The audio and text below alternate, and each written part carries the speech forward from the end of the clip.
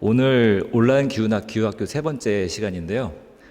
오늘 세 번째 시간, 이미 우리 앞에 와 있는 기후위기에 대해서 우리 세계가 어떻게 대응하고 있고, 세계적으로, 그 다음에 한국 사회, 또 우리 한살림은 어떻게 대응을 해야 되는지, 전 기후위기 비상행동 공동위원장으로서 한국 기후위기 대응운동의 결집과 진행에 많은 역할을 맡고 계신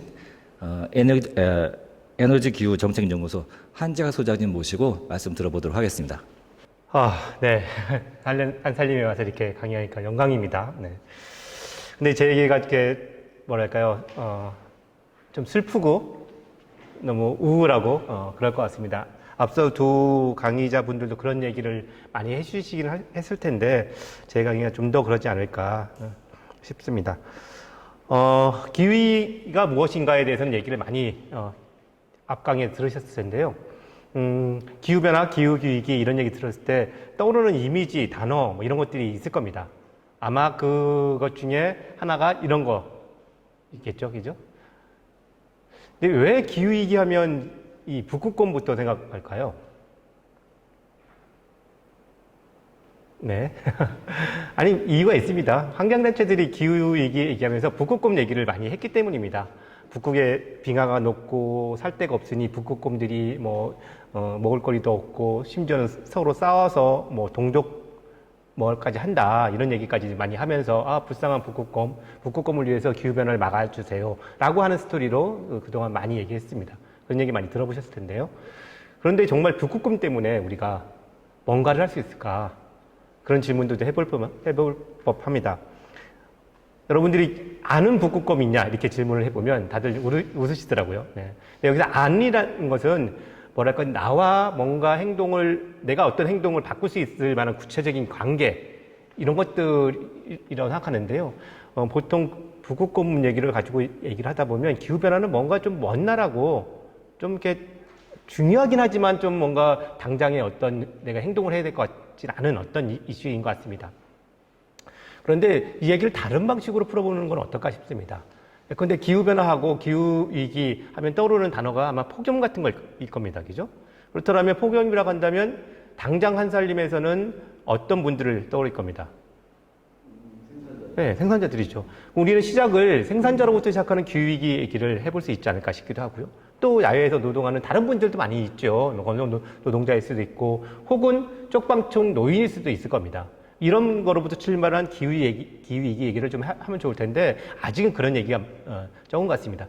즉 그만큼 기후위기가 나에 가까이 있는 어떤 문제라기보다는 좀 먼 북극곰에 한 번도 가보지도 없고 아는 북극곰도 없는 그런 문제로 얘기를 하는 것 같습니다. 이런 고민을 하다가 제가 하나 책을 좀 읽다가 발견한 그 문장입니다. 보실지 모르겠네요. 최근 들어 기후변화에 관련한 어떤 그 컨퍼런스에 가면 새로운 유형의 과학 참여자들이 나타난다 이런 얘기를 합니다. 군인이라고 얘기합니다. 기후과학에 관한 컨퍼런스를 하는데 군인이 왜 나타날까? 통상적으로 기후과학에 관한 어떤 컨퍼런스를 한다면 당연히 과학자, 정책 전문가, 기자, 환경운동가, 심지어 기업들도 나타날 것 같습니다. 재생에너지를 이번 기회에 팔자라고 하는 기업가들도 있을 거고 아니면 화석연료 채굴을 막자라고 하니 그것에서 반대 로비를 하기 위해서도 나타날 것 같습니다. 그런데 이 정도의 다섯 부의 사람들은 그럴듯한데 나타나는 이유가 그럴듯한데 군인은 왜 나타날까? 되게 신기한 마음을 저도 갖고 있었습니다. 여러분들도 아마 그럴 거라고 생각하는데요. 그러다가 또 하나의 책에서 이런 문장을 발견합니다. 이 과학연구, 기후과학에 관한 과학연구를 보니까 이것이 단순히 환경 문제가 아니라 안보 문제와 연계되어 있더라 이런 얘기를 합니다. 전 영국 외무부 장관이 이런 얘기를 하죠. 군인과 안보, 뭔가 연결고리는 하나 생겼습니다. 그런데 아니 또 질문은 이어지죠. 기후변화가 대체 안보에 어떤 문제를 야기할까? 이런 강의를 했더니 어떤 분이 얘기하시더라고요. 해병대가 상륙해야 되는데 이렇게 얘기하시기도 하고 아니 그것도 분명 있겠죠. 있을 텐데 그런 문제만은 아닐 것 같다. 뭔가 또 좀 더 심대한 이유가 있지 않겠냐 이런 고민을 좀 하던 차에 미 국무부 장관이 전 국무부 장관이죠. 이런 사람이 이런 얘기를 합니다. 그대로 한번 읽어보겠습니다. 지금 유럽이 씨름하는 난민 사태가 극단주의 때문이라고 생각하는 분들이 많습니다. 유럽이 씨름하는 남미 사태 어떤 것인지 아시죠?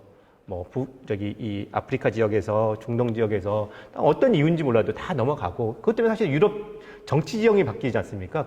극우 세력이 나타나기도 하고 이런 건데 그런데 그런 난민이 생긴 것이 그 지역에서 난민이 생긴 지역에서의 문제가 무슨 극단주의 우리가 쉽게 생각하는 건 IS 같은 이슬람 극단주의에서 나를 믿지 않으면 다 어떻게 된다 이렇게 이런 정도로 생각하는데 그 생각 잠깐 보류하고 이것부터 생각해 보자라고 얘기를 합니다.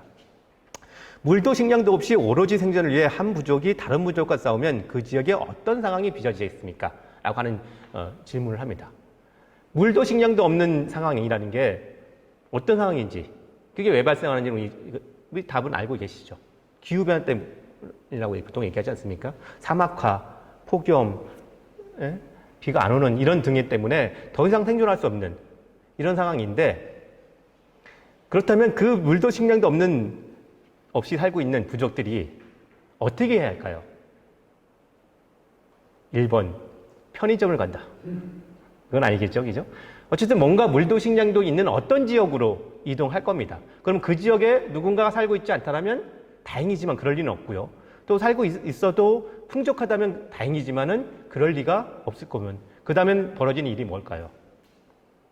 여러 가지 단어로 묘사될 겁니다. 학살이라는 단어가 나올 수도 있고 갈등, 전쟁 여러 단어도 있을 텐데 그럼에도 불구하고 누가 어떤 부족은 그러면 승리할 것이고 어떤 부족은 패배할 것이면 그 패배한 민족은 또 물도 식량도 없는 상황에 계속 남아서 죽을 수 없으니 이동하겠죠. 그 끝이 유럽 혹은 북미 지역이 될 겁니다. 자기의 생존을 조금이라도 늘리기 위해서 어쨌든 가는 거죠. 유럽 지역에 가서 쓰레기통이라도 주워서 하더라도 그게 더 생존에 유리하다면 그 길을 걸어가겠죠. 그래서 많은 사람들이 걸어서 쪽배를 타고 기차를 훔쳐 타고 차를 얻어 타고 등등등 국경을 넘어서 그러다가 쫓겨나고 구류되고 또 심지어는 물에 빠져 죽고 하는 일들이 벌어지는 겁니다. 근데 그 시작점이 뭔가 수많은 이유가 있을 겁니다. 나쁜 정치체제, 경제적 빈곤, 거기에 어쩌면 그것보다 더 밑바닥에 움직였던 큰 힘이 기후변화라고 불리는 그래서 물도 식량도 없게 만들었던 상황일 겁니다. 미 국무부 장관이 얘기를 하는 겁니다. IS 때문이 아니라 그런 기후변화를 알게 됐던 환경적 악화가 근본적인 힘이 된다라는 얘기를 지적을 하고 있는 겁니다. 코로나 때문에 저희가 잠깐 잊어먹고 있겠지만은 많은 걸 잊어먹었습니다. 그 중에 하나가 시자일 겁니다. 전 세계에서 가장 비극적인 장소를 찾으면 시리아일 텐데 50에서 60만 명이 죽었다. 그리고 300에서 400만 명이 자신들이 살고 있던 지역을 떠나서 난민이 됐다. 대부분은 일단은 옆 나라로 이동하고 그리고 더 많은 사람들은 궁극적으로 자신들의 삶을 개선하기 위해서 유럽 지역으로 걸어서 여러 가지 방식으로 난민으로 움직이는 거죠. 그런 사람들을 기후 난민이라고 통칭을 요즘은 합니다. 시리아의 내전이 격화됐던 이유 중에 하나가 촉발됐던 이유 중에 하나가 그런 얘기도 합니다. 2000년대 후반에 그 아랍의 봄이라는 게 있었지 않습니까? 튀니지로부터 시작됐던 튀니지에서 시작됐던 그 정말 구체적인 방아쇠는 빵값 폭등이었습니다. 근데 갑자기 빵값이 왜 폭등했을까? 그 시기에 러시아 곡창지대가 엄청난 가뭄으로 밀 생산이 줄었고 러시아는 자신들이 먹고 살아야 되니 수출을 중단했고 그 수출된 것을 수입해서 먹는 아랍 지역 사람들이 빵값 폭등에 직면하고 그것이 방아쇠된 거죠. 그리고 그 마지막에 튀니지부터 시작했던 아랍의 봄이라고 불렸던 그 대변혁의 시간이 마지막 시리아에 와서 격하게 분출된 거죠. 어떻게 보면 시리아 내전도 강하게 이해하자면 기후변화가 야기한 하나의 비극일 수 있다. 이렇게 말할 수도 있지 않을까 싶습니다. 미 국방부가 매년 전략보고서를 냈는데요. 거기에는 여러 가지 얘기가 있는데 그 중에 하나 기후변화가 전략적 위험이다. 이런 얘기를 합니다.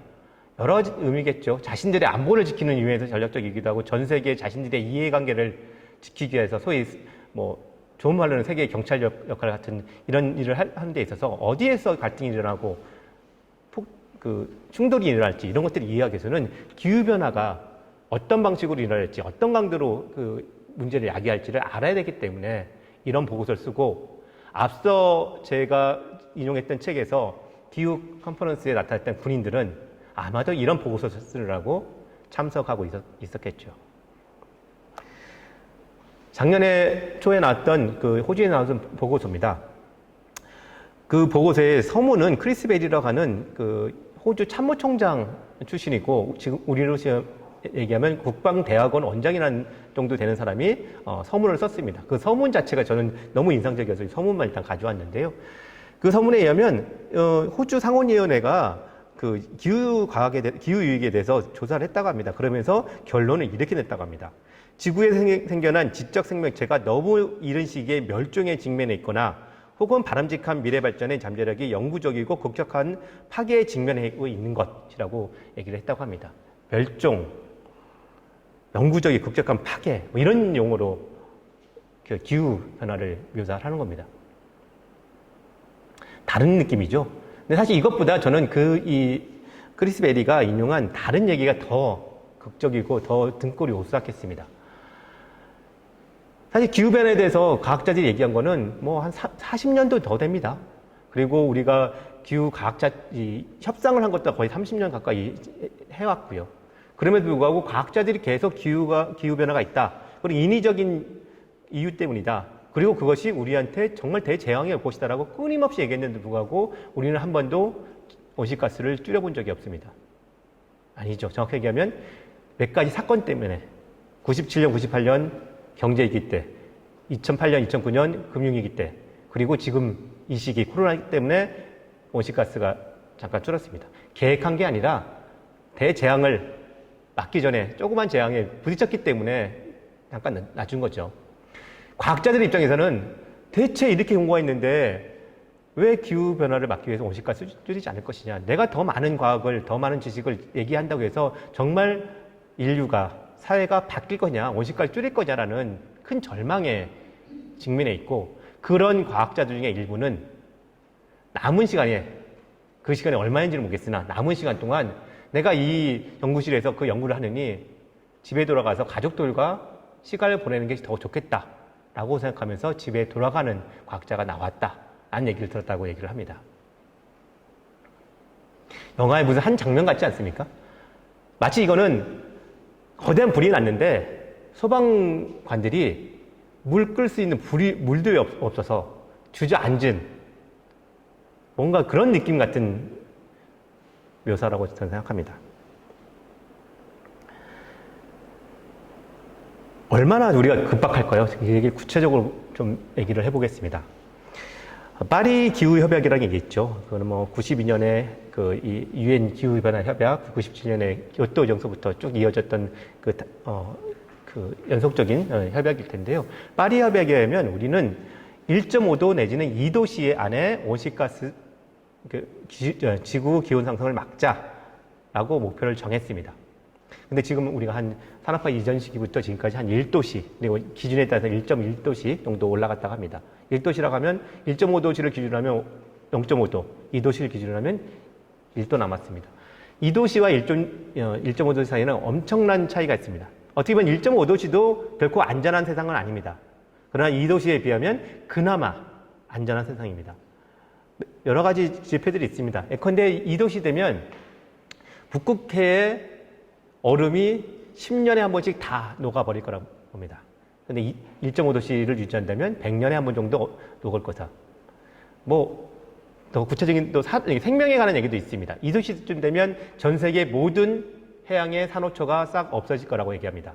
그러나 1.5도씨 정도를 유지하면 한 20-30%라도 살아남을 거라고 얘기하고 있고, 식량 생산도 한 절반 정도는 줄어드는 것이 막을 수 있을 거라고 얘기하기도 하고요. 한 1,000만 명 정도가 난민이 돼서, 저지대에 있어서 난민이 돼서 이동하는 것을 줄일 수 있을 거라고 얘기합니다. 그래도 1.5도씨가 다시 반복하지만 안전한 건 아닙니다.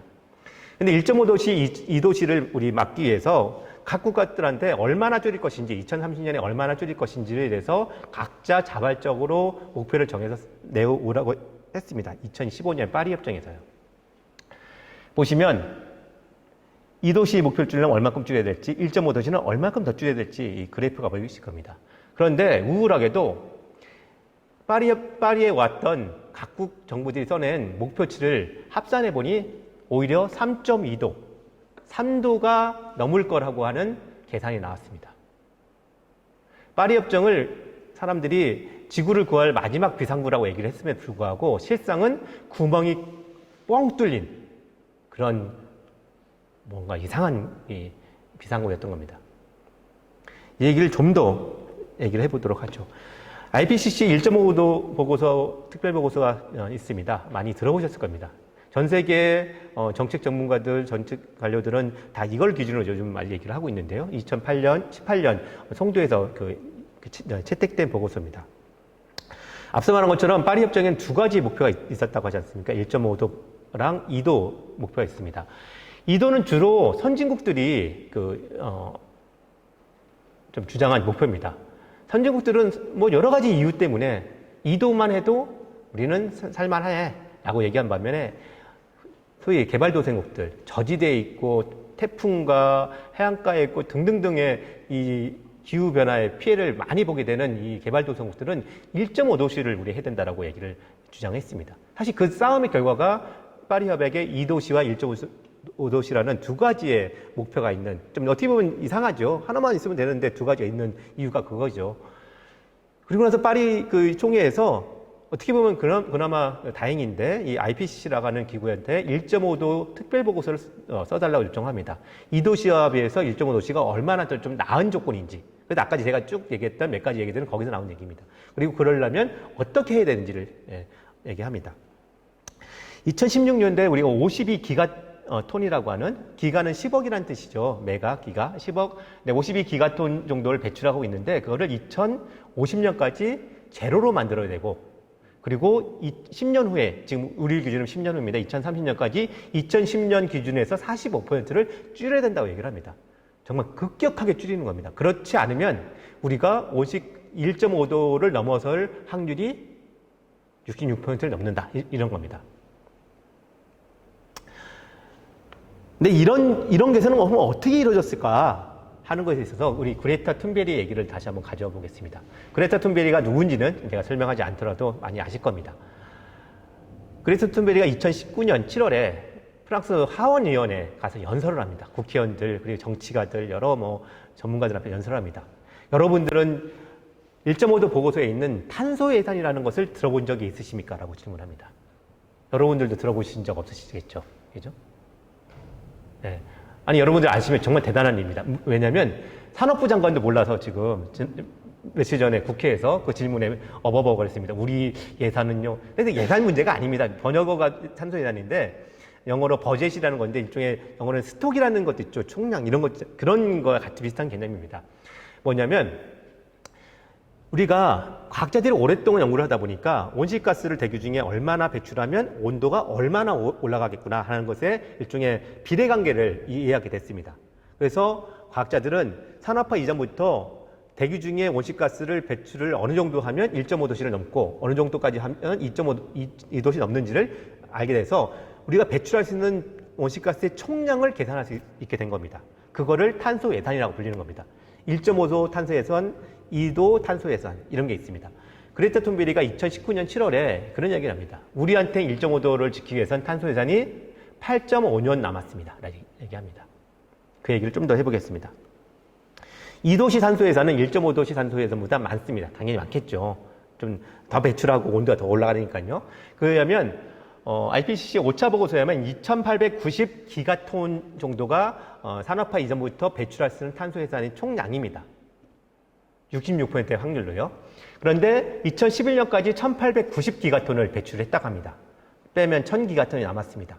그런데 우리가 한 해에 전 지구적으로 배출하는 이산화탄소가, 온실가스가 52기가톤이라고 아까지 말씀드렸습니다. 계산 쉽게 해서 2자 빼고 50기가톤이라고 하죠. 그러면 1,000기가톤을 매해 50기가톤씩 배출하면 몇 년이 남았을까요? 탄수죠? 20년입니다.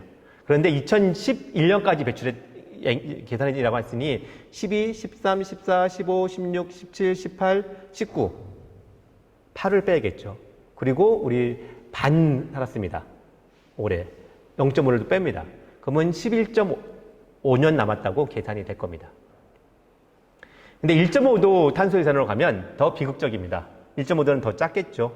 IPCC 1.5도 특별보고서에 의하면 1.5도 탄소에서는 2018년부터 하면 420기가톤 이산화탄소톤이 남아있다고 합니다. 근데 평균적으로 저희가 한 해 42기가톤씩 배출을 합니다.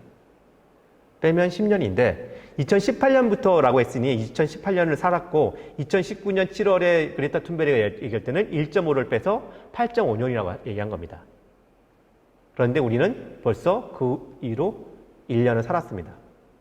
그러면 7.5년이라고 계산할 수 있겠죠. 근데 이것으로 끝나지 않았습니다.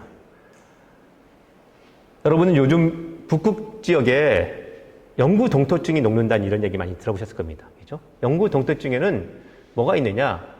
오랫동안 북극 지역에도 뭐 여름철에는 잠깐 따뜻해지니 풀도 자라고 뭐 이렇게 이끼도 자라죠. 그것이 얼어서 계속 쌓인 겁니다. 쌓이고 쌓이면 그 안에는 이산화탄소든 메탄이든 하는 이런 온실가스들이 얼어져 있는 겁니다. 수만 년 동안 이렇게 있겠죠. 그런데 그것이 녹기 시작한 겁니다. 그러니 거기서부터 메탄, 이산화탄소가 다시 뿜어져 나오기 시작합니다. 근데 특히 메탄 같은 경우는 이산화탄소보다 더 온실가스 능력이, 온실화 능력이 더 뛰어납니다. 20배 이상 뛰어납니다. 그래서 이게 분출되기 시작하면 통상적으로 우리가 알고 있던 앞서까지 계산과 다르게 더 빨리 온도가 올라갈 것이라고 과학자들이 걱정을 합니다. 물론 이거는 보수적인 IPCC 보고서에는 이 극단적인 얘기들은 뺍니다. 상대로 저쪽의 극단적인 얘기도 빼는 거죠. 서로 다 빼고 그나마 과학자들이 합의하고 아무도 이익이 될지 않을까 가지고 아까 얘기한 겁니다. 그런데 조금은 급진적이고 불확실성이 있더라도 상당히 우리가 심각하게 받아들여야 되고 주목할 만한 얘기라고 하는 그런 얘기까지 얘기를 포함하면 과학자들이 일부 과학자들은 다시 계산을 합니다. 420기가톤에서 100기가톤 정도를 다시 빼야 된다고 얘기합니다. 그러면 320기가톤이고 거기에 42기가톤씩 배출한다고 하면 우리한테 한 5년 조금 안 남은 시간이 1.5도 탄소예산을 다 쓰기 전에 시간이 그 정도밖에 안 남았다고 할 수 있는 거죠. 여러분들의 나이에 탄소예산의 연수를 좀 더해보면 참 실감이 안 나죠. 뭐 이런 게 다 있나 싶을 겁니다. 근데 이게 어쨌든 과학이 얘기하는 바고 그레타 툰베리가 반복해서 얘기하는 IPCC 보고서를 읽어보십시오. 제발 읽어봤습니까? 라고 질문하는 얘기의 핵심 중에 하나입니다. 물론 우리가 탄소예산이 다 써가지고 5년 후에 혹은 7년 후에 온다고 해서 갑자기 지구가 반쪽이 나고 막 이런 건 아닙니다. 이런 건 아니고요. 어쨌든 앞서 말했던 1.5도라는 것을 넘어서서 우리가 정말 모르는 다른 세상으로 우리가 들어가기 시작한다는 것을 의미하는 겁니다. 조천호 박사 같은 우리 과학자에 의하면 지금 우리가 한 해 태풍을 몇 번 정도 맞죠? 한 대여섯 번 정도 뭐 할 겁니다. 근데 그런 태풍이 20번, 30번씩 올 거라는 겁니다. 그런 유의 변화가 있고 그렇게 때는 과연 농사를 제대로 질 수 있을 것이냐. 농사뿐만 아니라 우리 도시 지역에 있는 이 인프라 자체가 그대로 유지할 수 있을 것이냐. 뭐 하물며 하수도에 물이 제대로 빠질 거냐 등등등 우리가 생각하지 못했던 상황으로 돌입하게 될 거라는 겁니다. 그래서 사실은 정말 심각하죠. 말하는 사람도 심각하고 듣는 사람들도 힘든 얘기입니다. 어떻게 보면 이 얘기 듣다 보면 어쩌라고 그냥 살던 데 살겠다가 죽자라고 하는 마음까지 들 수 있고 저 또한 사실은 말하는 데서 뭐 어쩌라고 싶습니다. 그렇다고 제가 당장 갑자기 무슨 일을 삶의 방식을 바꿔가지고 기촌 균형을 하고 뭐 이러지도 않은 상황인데 어떻게 보면 세상을 이렇게 굴러가고 있는데 시간은 계속 줄어들고 있고 저 얘기가 거짓말이었으면 좋겠다는 마음까지 듭니다. 사실은 많은 사람들이 기후위기에 대해서 알고도 침묵하고 외면한 이유가 너무 거대하고 그렇기 때문일 것 같습니다. 진짜 뭘 어쩌라고 하는 얘기겠죠. 그런데 이제 다시 한번 우리는 그래도 우리 이성적인 존재인 인간들은 좀 다시 한번 생각을 해볼 필요가 있겠죠. 그 출발점이 아마 이런 것 겁니다. 정말 우리 집 불났어 라고 외치는 것부터 시작하는 겁니다. 지구에 불이 났어. 지구의 비상위기야. 모든 사람이 위기 상황에 측면에 있어라고 얘기하는 것부터 시작을 할 겁니다. 그래서 많은 국가들이 기후위기 비상선언을 하고 많은 지자체가 기후위기 비상선언을 했죠. 사실 뭐 고무적이기도 하고 사실 좀 어림짐작하지만 우리나라의 226개의 기초지자체가 6월 5일 날 기후위기 비상선언을 했습니다. 우리는 그 비상적으로 움직이겠다라고 선언을 했고 국회와 정부한테도 기후위기 비상선언을 하라고 요구를 하고 있습니다. 아직 대답을 안 하고 있죠. 정부와 그 국회는요. 그리고 나서는 우리한테 요구되는 거는 2050년까지 최소한 2050년까지 온실가스 배출을 제로로 만드는 것을 목표를 설정하는 겁니다. 법으로 만들면 더 좋고요. 정치적으로 선언해도 좋고요. 논의를 시작해도 좋습니다. 그걸 하는 거죠. 보시면 알겠지만은 스웨덴, 영국, 프랑스, 뉴질랜드 등등이 2050년 이전에 온실가스 배출을 제로로 만들겠다. 뭐 탄소 중립을 하겠다. 이런 얘기를 했습니다. 칠레, 피지 같은 것들은 지금 법제를 추진하고 있고 정책 문서에 담은 나라도 노르웨이, 우루과이, 핀란드 등등등, 아이슬란드, 스위스 등등 많은 나라들이 그걸 얘기하고 있고 또 논의하고 있습니다. 근데 그게 어떤 그래프인지를 그래프라 보면 더 실감이 날 겁니다. 제가 이쯤이라고 있다고 하면 우리는 정말 이렇게 떨어지게 되는 겁니다. 온실가스 배출량을 보면요. 2도시를 한다고 하면 그래도 좀 스무스하게 떨어지는데요. 1.5도시라고 하면 더 많이 떨어지고요. 근데 문제는 탄소 해산이 정해져 있기 때문에 우리가 안 줄이고 있으면 있을수록 탄소 해산 내에서 하려면 정말 더 가파르게 떨어져야 되는 겁니다. 근데 사실 이 기울기만 해도 한 사회가 붕괴라고 하는 단어를 쓰지 않고 저런 식의 온실가스 배출을 줄일 수 있을지 사실은 고민스러운 겁니다. 근데 우리가 목표라는 건 붕괴하자는 게 아니지 않습니까? 붕괴해서 온실가스 줄이는 게 아니라 우리가 의식적으로, 계획적으로 우리의 삶을 유지하면서 어떻게 온실가스를 줄일 것이냐인데 그러기 위해서는 첫 번째가 무조건 빨리 행동해야 되는 겁니다. 우리 탄소 해산을 더 써버리기 전에 빨리 행동한다는 것이 가장 중요한 거고 그 출발점 아까 말씀드린 것처럼 기후위기 비상선언부터 출발하는 거죠. 그 다음에는 뭐냐? 뭐 이전에 들어보셨을 겁니다. 재생에너지 늘리고 온실가스 그 에너지 효율을 높이고 등등 해서 해야 된다 이런 얘기를 했었겠죠. 맞습니다. 맞는데 요즘은 얘기가 조금 순서를 바꿨습니다. 뭐냐면 확인된 화석연료 매장량이 있습니다. 석유, 석탄, 천연가스 있지 않습니까? 그죠? 석탄이 가장 많고 적지만은 이 확인된 매장량을 정유회사나 석탄회사들이 확인된 매장량을 다 캤으면 캐고 나서 캐는 이유가 태우려고 캐는 거 아닙니까? 파라석이죠? 캐가지고 그냥 모셔놓는 게 아니잖아요. 캐서 태운다면 그거는 탄소 해산, 2도시 탄소 해산의 3배 정도 됩니다. 그 얘기는 좀 무슨 얘기냐면 채굴하지 말아야 되는 겁니다. 묻어야 되는 겁니다. 그 얘기는 뭐냐? 소위 자산이라는 게 이런 얘기가 나오는 겁니다. 많은 석유회사들은 그 매장량이 있기 때문에 돈이 있다고 생각하고 돈을 빌리고 막 하는 거거든요. 근데 그 회사는 그 매장량을 캐지 못하도록 규제한다면 그 회사는 그냥 망하는 겁니다. 실제로 근데 현재 현실의 시험은 그렇게 안 되니 사회운동을 어떻게 하냐? 그거를 캐지 말도록 투자철회 운동을 하는 겁니다. 들어보셨을 겁니다. 노르웨이 무슨 국부펀드가 어디에 그 석유회사에 뭐 주식을 팔아치웠느니 뭐 했느니 우리나라에서도 국민연금이 그걸 하라니 많은 이런 얘기가 그런 거에 기반한 겁니다. 혹시라도 이런 질문 저는 잘 모르지만은 한살님도 돈을 예치해놓은 금고가 있다면 어떤 은행과 예치를 하고 있다면 그 은행한테 물어보십시오. 당신은 화석연료에 투자하고 있습니까? 없습니까? 지금 서울시 교육청, 전북교육청 등은 자신들의 금고 있습니다. 그것을 금고를 고를 때 화석연료에 투자하니 안 하니라고 물어보고 혹시 반대로 더 좋게는 재생에너지 투자 안 하니 물어보고서 너 금고를 바꿀 거야 라고 지금 소위 협박하고 있습니다. 우리 다 그런 걸 해야 되는 거죠. 그리고 사실 우리는 가장 큰 여러분들 국민연금 다 내시죠. 그죠? 국민연금의 가입자로서 우리는 국민연금에게 그걸 또 요구해야 되는 겁니다. 사실 해야 될 일이 되게 많은 겁니다. 그런 걸 생각하면요. 화석연료를 캐내지 말도록 해서 그 회사들을 망하게 해야 하는 것이 지구를 살리는 방법이기도 한 겁니다. 당연히 석탄발전소 같은 거 다 폐쇄해야겠죠. 뒤에 다시 한번 얘기하겠습니다. 화석연료 내용 자동차 같은 거 타지 말고 판매하지 말고 그래야 되겠죠.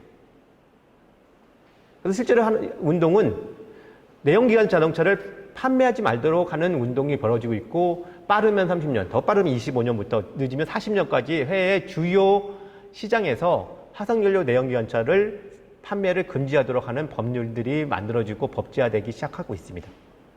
한국은 자동차 산업 되게 크죠. 사실은 이건 기후위기뿐만 아니라 자동차 산업, 국내 산업의 측면에서도 대단히 중요한 문제가 될 겁니다. 당연히 재생에너지로 화석연료 안 쓰면 어떻게 하겠습니까? 원자력 쓰겠습니까? 원자력도 아니라고 하면 우리는 재생에너지를 가야 되고 100%로 재생에너지를 통해서 에너지를 공급할 수 있다고 분석을 하고 있습니다. 경제적으로도 충분히 경제성이 나온다고 분석을 하고 있고요. 물론 그 길이 결코 쉬운 길은 아닐 겁니다. 우리 무엇보다 10년 안에 정말 빠르게 이루어지려면 대단히 큰 노력들이 필요할 겁니다. 그런데 그것보다 더 중요한 거는 그 앞서의 순서로 한다면 에너지 효율화를 대단히 높이는 걸 겁니다. 보시겠지만 거의 절반 이상 가장 많은 방식으로 에너지 효율화를 통해서 에너지를 줄이고 그걸 통해서 온실가스를 줄이는 겁니다. 여러 가지 일이 있겠죠.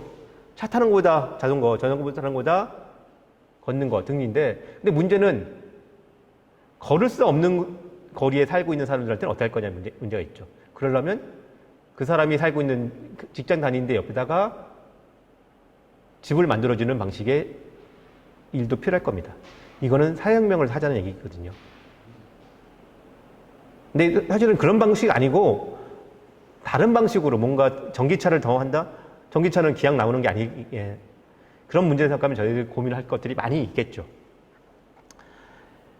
요즘 그린니들 지난 시간에 아마 했을 겁니다. 기후위기와 사회적 불평을 동시에 해결하자는 그린니들 이런 얘기도 포함될 거고요. 근데 그런 과정에서 고민스러운 거는 기존에 고용되어 있는 노동자들은 어떻게 할 거냐라는 것입니다. 석탄발전소, 자동차 회사에 고용되어 있는 사람들은 기후위기니까 너희들 직장 잃고 실업돼. 너희들 그게 중요해? 라고 주장할 수 없다면, 거기에 대한 대책이 없다면 우리는 강력한 사회적 저항이 부딪힐 겁니다. 2018년도에 프랑스에서 노란조끼 운동이라는 게 벌어졌습니다. 혹시 기억하실지 모르겠습니다. 프랑스 사람들은 뭐 시위 한번 하면 뭐 불 지르고 막 이런 거 많이 과격하게 하죠. 근데 노란조끼 운동이라는 게 왜 촉발됐냐 하면, 그 마크롱 대통령이 했던 하나의 정책이 시발점이 됐습니다. 유류세를 도입하는 겁니다. 즉 유류세의 가격들에서 탄소의 일종의 탄소세라고 볼 수 있는 거죠. 기름을 더 쓰도록 하는, 에너지 효율을 높이도록 하는 그런 기름에다가 그 세금을 붙였는데, 근데 프랑스 파리만 해도 한국과 비슷하겠죠. 부자들은 다 시내 안에 살고 가난한 사람들은 시외에 살고, 근데 직장은 다 안에 있고, 그러니 계속 차를 타고 들어와야 되죠. 그런데 기름값을 높여놓은 겁니다. 이런 더러운 세상. 거기다가 참 문제적으로 부유세라고 불릴 만한 부자들한테 세금을 낮췄다고 합니다. 동시에. 약간. 그러니 세상이 뒤집힐 뻔한 거죠. 그러니 나와서 싸운 겁니다. 그래서 일부 사람들은 탄소세 같은 정말 필요한 정책을 저렇게 시민들이 반대하면 어떻게 우리는 기후위기를 막아? 막 이렇게 했지만은, 근데 그 끝에는 소위 정의롭지 못하다는 감각이 자리 잡고 있었고, 그것이 기후위기를 막기 위한 우리의 여러 가지 발걸음을 가로막게 된다는 겁니다. 그렇다면 기후위기가 얼마나 기후위기가 누가 만들어냈냐, 온실가스를 누가 배출했느냐, 이런 것도 따지는 것과 동시에 그걸 줄이는 과정에서 누가 피해를 봐야 되고 비용을 누가 내야 되는 거냐. 당연히 온실가스 배출을 별로 하지 않은 우리는, 가난한 사람들은 그 부담을 짊어질 필요 없고 정말 많이 한 사람이 짊어져야 된다고 하는 이 정의 자체가 확립되지 않으면 저항이 부딪히고 우리는 정말 바쁜 발걸음 주저앉게 될 거라는 겁니다. 이 문제도 정말 기후위기의 중요한 포인트로 생각해야 될 거라고 생각합니다. 한국 얘기 잠깐만 하고 넘어가겠습니다. 우리가 지금 7억 톤 정도 배출하고 있습니다.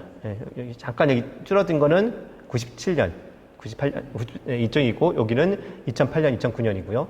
그리고 아마 2019년, 20년 코로나였으면 조금 꺾여졌을 겁니다. 어쨌든 여기에 있는데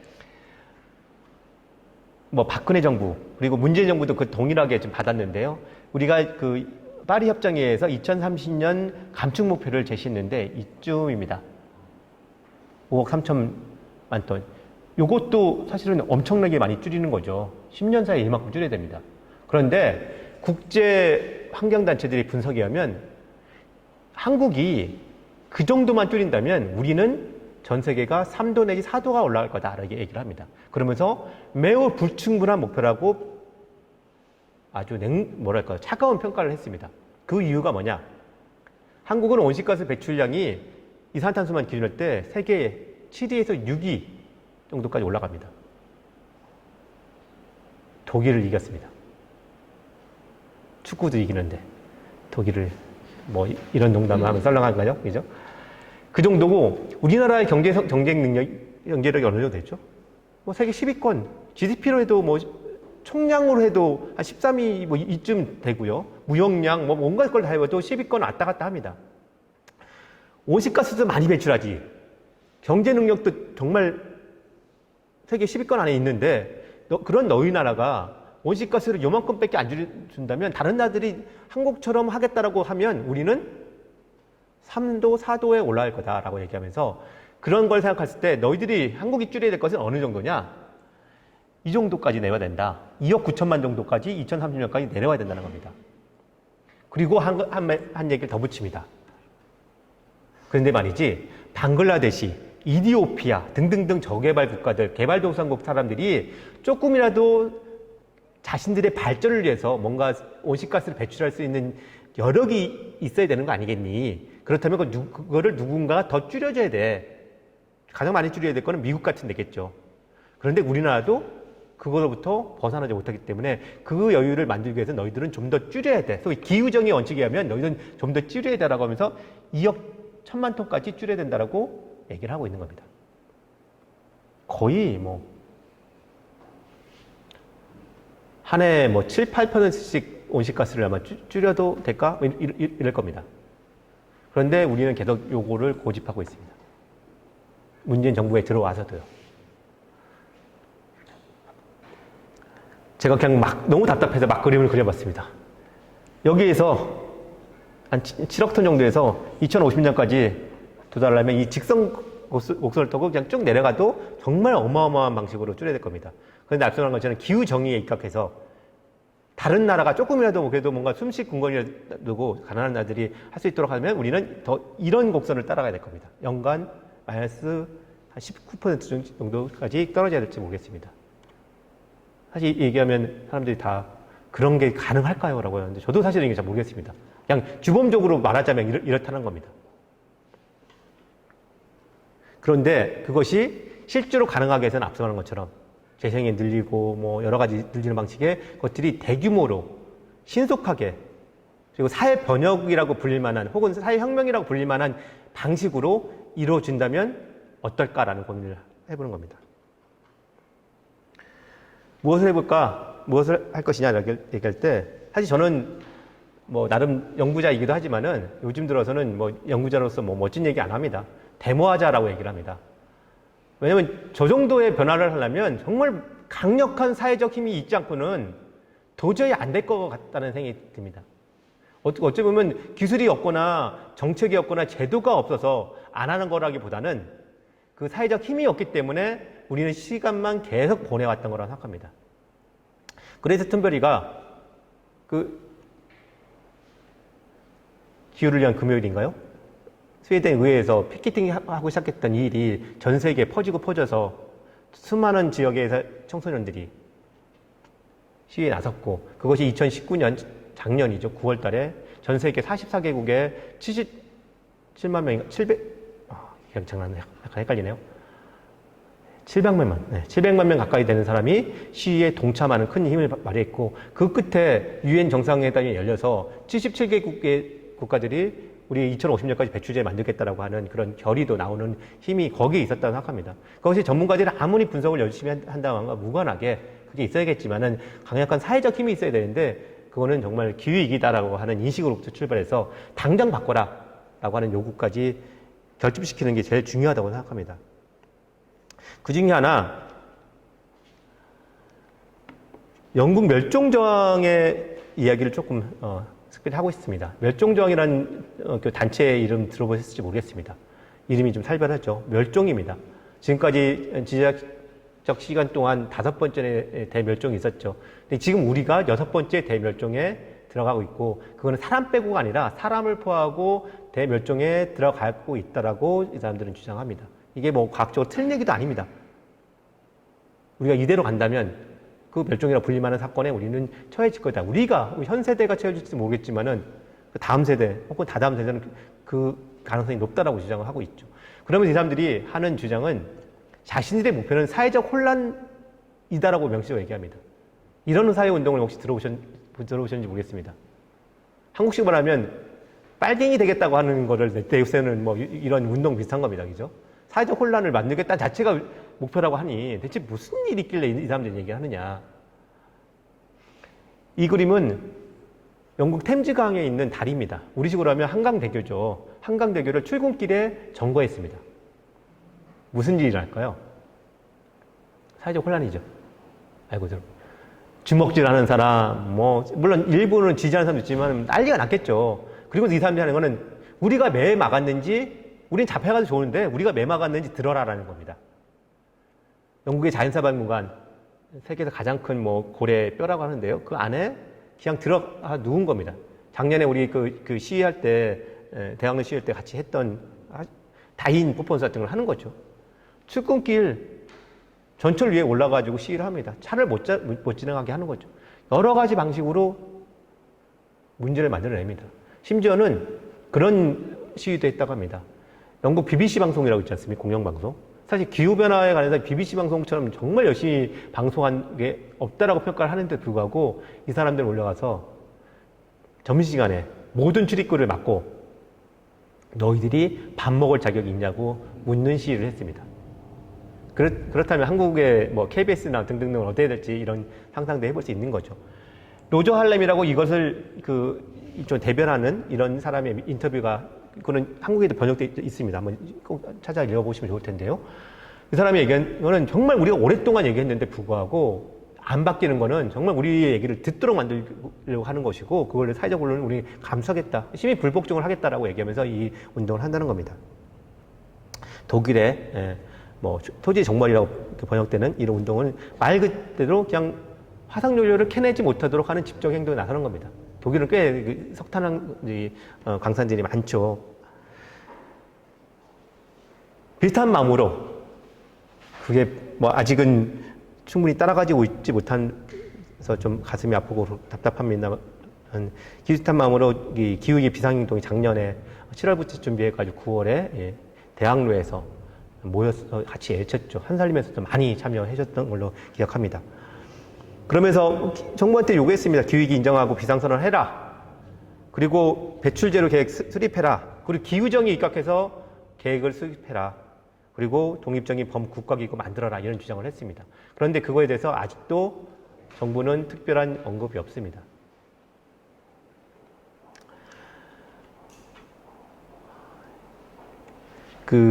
코로나 얘기를 그래서 잠깐만 여기를 할 수밖에 없을 것 같습니다.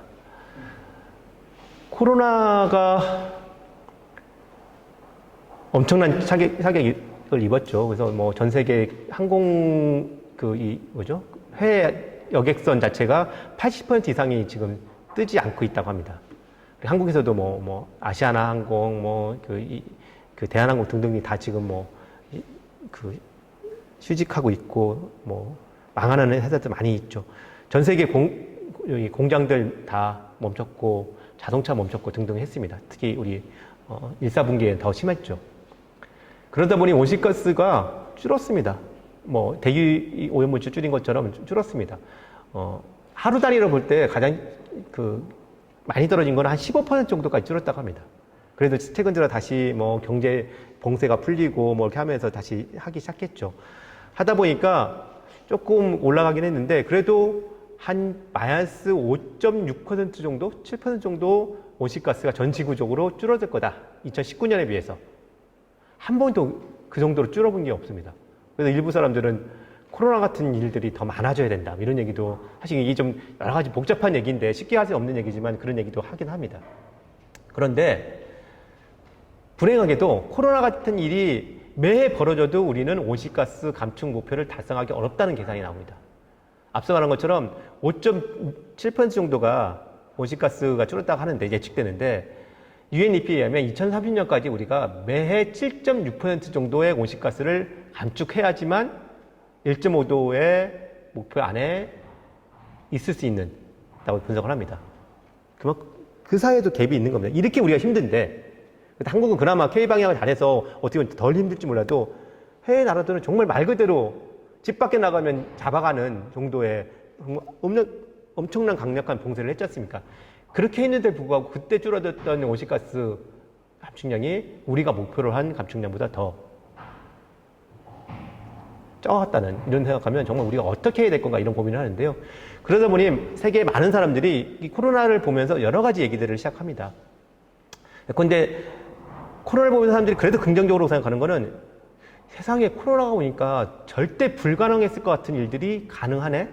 그거는 히말라야 산맥, 델리에서 히말라야 산맥 보였다 이런 얘기가 아니라 있을 것 같지 않았던 국가가 등장을 했네? 신자유주의 세계에서는 어땠습니까? 무조건 작은 정부고 모든 건 시장에 맡겨라고 얘기했는데 시장은 해결할 수 없구나 하면서 국가가 나서기 시작하는 거죠. 미국만 해도 심지어 미국만 해도 포도사나 이런 데다가 명령해가지고 너 인공호흡기 만들어라고 명령도 하는 거 아닙니까? 미국에 도저히 있을 것 같은 일들이 벌어지고 있습니다. 한국만 해도 어땠습니까? 기본소득은 옛날에 기본소득은 무슨 저기 골방에 있는 몇몇 사람들 얘기일 것 같은데 기본소득이 지금 다 나눠주고 이제 기본소득 나온 거 아닙니까? 국가가 돈 40조씩 돈을 내가지고 지금 망하는 기업들 막 돈 내주고 있고 그러고 있지 않습니까? 사실 국가의 기한 같은 게 보이기 시작하는 겁니다. 정부가 무조건 시장에만 맡기는 게 아니라 국가가 뭔가를 할 수 있다. 그리고 이걸 더 나가면 공동체가 뭔가를 할 수 있다. 그리고 재원을 마련할 수 있다. 뭔가 큰 변화를 만들 수 있다라는 그런 희망 같은 게 보이기 시작하는 거죠. 또 하나는 앞서는 것처럼 이게 반면교사였지만 정말 우리가 산업이라든 이런 것들이 줄어들면 뭔가 줄는구나. 온실가스 가능한 거라는 걸 또 이상하게 역으로 보여주기도 하고요. 그런 과정에서 여러 사람들이 여러 가지 방식을 얘기를 합니다. 그 중에 하나는 탈성장 국제 네트워크라는 데에서 한 선언문 자체를 하나 제가 가져와 봤습니다. 어떻게 보면 그냥 읽어보시면 한살님이 그동안 했던 얘기들을 그냥 다시 정리한 것 같은 느낌이 있을 겁니다. 그런데 이것이 부각되는 겁니다. 이게 진짜 우리 새로운 길이구나라고 하는 얘기들이 사람을 주목받고 있는 건데 이런 겁니다. 경제체제 중심에 생명이 위치해야 된다. 당연한 얘기 아닙니까? 그죠? 화석연료나 군수산업 이런 것들 하는 거 빨리 빼라. 생명 복지를 위해서 하는 것들 일을 해라. 경제 중심에. 그리고 좋은 삶이라는 게 어떤 거냐? 어떤 노동이 정말 필요한 거냐? 얘기 물어보자라고 하는 겁니다. 그 중에 하나는 보건의료. 이런 사람들이 돌봄 서비스 같은 제공하는 사람들이 정말 필요한 노동이지 그러니까 은행원, 주식 투자 이런 거 하는 사람들은 중요한 사람 아니라는 것들이 드러나지 않은 거 아닙니까? 그죠? 그런 사람들이 급여가 더 적고 왜 은행원들이 돈을 더 저렇게 받느냐 이런 질문들이 나오기 시작하는 겁니다. 그리고 특히 돌봄 노동 같은 건 여성들이 하는 전형적인 노동인데 그게 얼만큼 차별적인 임금이나 노동 조건이 있는지 이런 것들이 다 드러난 거죠. 이런 것들을 위해서 그 사람 없었으면 우리는 어떻게 살 것인가. 당연히 농민들도 마찬가지고 물류를 공급하는 사람들도 정말 중요할 거라는 것들을 다 우리가 알게 되는 거죠. 그럼에도 불구하고 우리는 물류 택배 노동자들이 정말 말 그대로 삶을 갈아 넣는 방식으로 해서 우리는 어떻게 보면 도시의 중산층들은 버텨낸 건데 이런 얘기도 다 드러난 겁니다. 그리고 핵심적인 재화 서비스가 뭐냐 그리고 그러면서 낭비적인 재화나 이 서비스가 뭐냐는 것들을 우리 강조를 하는 거죠. 반복하는 얘기입니다. 식량, 주택, 교육 같은 것들은 당연히 보편적 서비스를 제공해야 되고 낭비적인 것들 그러면 그냥 큰 백화점 하나 찍어가지고 가서 거기에 있는 물건들이 정말 삶에 필요한 물건이냐라고 질문을 한다면 그런 것도 아니다라고 하는 얘기들을 다시 하기 시작하는 거죠. 당연히 그런 서비스들은 공공에서 서비스를 해야 되고 사회적 방식으로 제공해야 되고 하는 얘기들을 하는 겁니다. 연대 원칙에 의해서 구축해야 된다고 하는 얘기 등등 이것들을 통해서 소위 탈성장 방식의 길로 우리는 나가야 된다 이런 얘기를 하고 있기도 합니다. 물론 탈성장 이 노선은 논쟁적이기도 하고 그리고 코로나나 기후변화에 관한 입장의 대안 중에서 한 입장이고 어떻게 보면 더 주류적인 입장은 여전히 주류적인 입장은 시장을 믿고 혹은 경제 성장을 함에도 불구하고 기술적인 방식으로 뭔가 그 에너지 효율 높이고 온실가스 줄여서 계속 우리는 부는 더 즐기면서 뭔가 온실가스를 줄일 수 있는, 지구를 구할 수 있는 이런 류의 얘기들이 더 지배적인 얘기긴 하지만은 지금 탈성장의 담론도 기후 위기뿐만 아니라 이 코로나를 거치면서 급격하게 부상하고 있다고 생각합니다. 기후위기 비상행동이 요구를 했습니다. 계속 해왔는데 국회가 이번에 새로 구성이 됐는데 지난 6월 20일 날 그에 맞춰서 기후위기 비상행동, 기후위기 비상선언 결의안을 하나 만들었습니다. 국회가 이런 거를 꼭 해야 돼 라고 만들었고 그거를 제시하면서 이번 달 안에 꼭 결의안을 발의해라 라고 요구를 했고요. 그리고 올해 안에 이거를 통과시켜라고 얘기를 했습니다. 6월 11일이니까 오늘 한 20일 지났군요. 앞으로 10일 후에 국회가 결의하는지 안 하는지를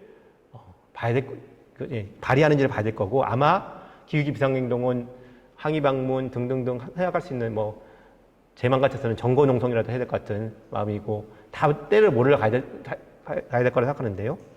해야 될 거라고 생각합니다. 그러면 그 기후위기 비상선언에 뭘 담았냐, 이걸 다시 한번 환기시키기 차원에서 말씀을 드리겠습니다. 한 번도 국회든 정부든 사실은 기후위기라는 얘기를 하지 않았습니다. 제가 아까 말씀드렸던 탄소 예산에 기반해서 우리가 얼마나 급박한 시간이 있는지 이런 얘기에서 정부의 입으로 공식적인 얘기를 한 번도 나온 적이 없습니다. 그래서 과학에 입각한 우리가 얼마나 그 위기인지에 대해서 국회가 인정하라고 얘기하는 것부터 시작합니다. 그리고 정부도 안이하게 대처했으니 그거에 대해서 반성한다. 전향적인 자세는 나올 것을 촉구하는 것을 요구해야 된다고 생각합니다.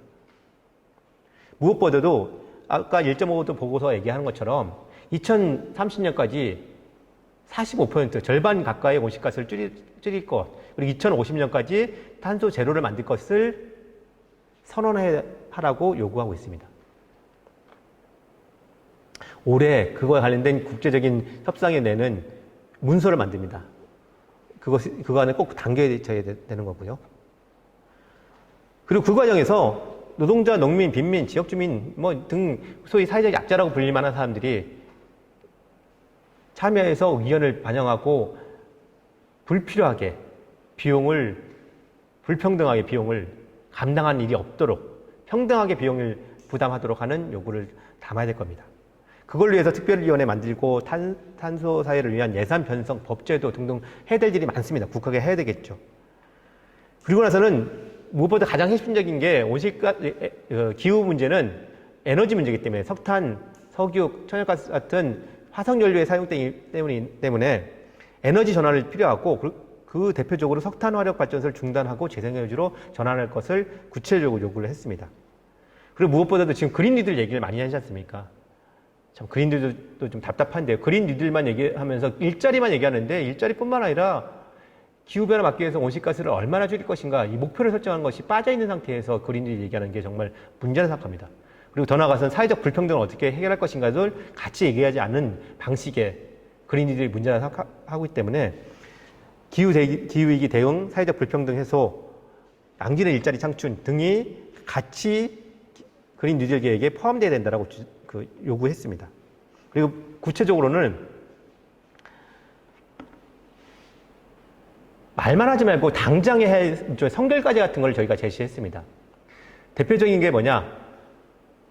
지금 강릉과 삼척에 석탄 발전소가 지어지고 있습니다. 합치면 4기가와트 정도고요.인데 그게 어느 정도인지 감이 안 오실 텐데 하여튼 무지 많은 겁니다. 거기서 배출하는 거면 대한민국이 배출하는 온실가스 배출량의 한 2, 3%를 거기서 새로 가동되면 나오는 겁니다. 그런 것부터 중단해야죠. 기후위기고 뭐라고 하는데 그거 중단 안 하면 대체 우리 기후위기 어떻게 할 거냐. 그거 건설하지 않는다고 해도 온실가스 저희 전력 예비율 같은 거 제가 이렇게 하면 되나요? 전력 예비율이 절대 부족하지 않습니다. 두 번째는 이 와중에 비행기 타고 다니는 것 때문에 비행기를 더 탈 거라고 생각하면서 공항들을 더 짓겠다라고 얘기를 하고 있지 않습니까? 그 중에 하나가 대표적인 게 이 제주공항, 예, 제2공항 같은 것도 그런 거 짓지 말도록 해야죠. 또 있습니다. 두산중공업이라고 있습니다. 들어보셨는지 보겠습니다. 주로 어떤 걸 짓냐면